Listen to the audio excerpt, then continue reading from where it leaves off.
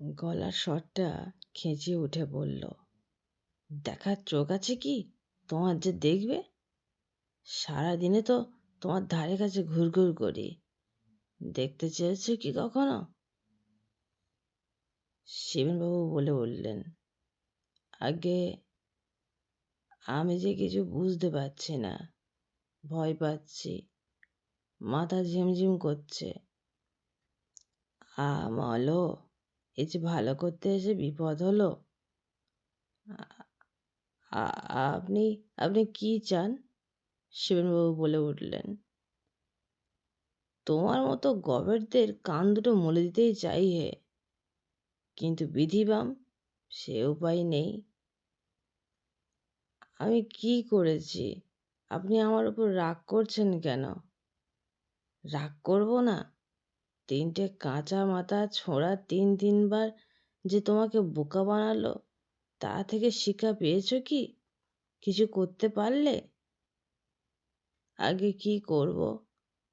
তাদের হাতে যে ছোরা আর বন্দুক, আর তোমার বুঝি কিছু নেই? আজ্ঞে না। কে বলল নেই?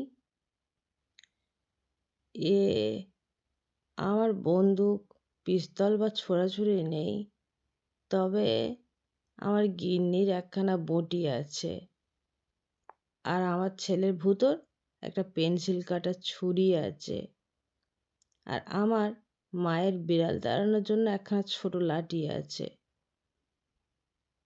আহা, ওসব জানতে চাইছে কে? বঁটি লাঠির কথা জিজ্ঞেস করেছি কি তোমায়? বলি, এসব ছাড়া তোমার আর কিছু নেই? আগে মনে পড়ছে না। শুনেছি আমার ঠাকুরদার একগাদা বন্দুক ছিল, কবেটার কাকে বলে। বলি, বন্দুক টন্দুক ছাড়া আর কিছু নেই তোমার? আগে না। বলি, বুদ্ধি বলে একটা বস্তু আছে, জানো তো? জানি, তোমার সেটাও নেই। আগে ঠিক বুঝতে পারছি না। একটা দীর্ঘশ্বাসের আওয়াজ হলো, তারপর গলার স্বরটা বলল, শোনো, এবার যখন ওই মরকটগুলো তোমাকে পাকড়াও করবে, তখন একটুও ঘাবড়াবে না। হাসি হাসি মুখ করে শুধু জিজ্ঞেস করবে, আচ্ছা শিবেনবাবু, ভালো আছেন তো? শুধু এই কথা বললেই হবে? বলেই দেখো না। তৃতীয় মাসটাও কষ্টে সৃষ্টে কেটে গেল। আবার পয়লা তারিখ এলো এবং হরসুন্দরবাবু আবারও বেতন পেলেন। বাড়ি ফেরার সময় বুকটা দুরুদুরু করছিল। যে কথাটা বলতে হবে তা বারবার বিড়বিড় করে আওড়াচ্ছেন। হাত পা কাঁপছে, গলা শুকিয়ে যাচ্ছে। গলির মুখে একটু থমকে দাঁড়ালেন, তারপর দুর্গা বলে অন্ধকারে পা বাড়ালেন। কয়েক পা যেতে না যেতেই তিন মূর্তি ঘিরে ফেলল তাকে। বুকে পিস্তল, পিঠে আর পিঠে ছোড়া। পিস্তলওয়ালা বলল, চেঁচাবেন না, যা আছে দিয়ে দিন। জীবনে কোনো সাহসের কাজ করেননি হরসুন্দরবাবু, আজই প্রথম করলেন।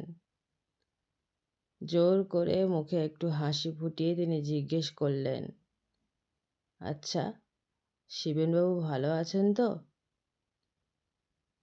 ছেলে তিনটে হঠাৎ যেন থমকে গেল, আর তারপরেই দৌড়ে এমনভাবে পালালো যেন ভূত দেখেছে। হরসুন্দরবাবু খুবই অবাক হয়ে গেলেন।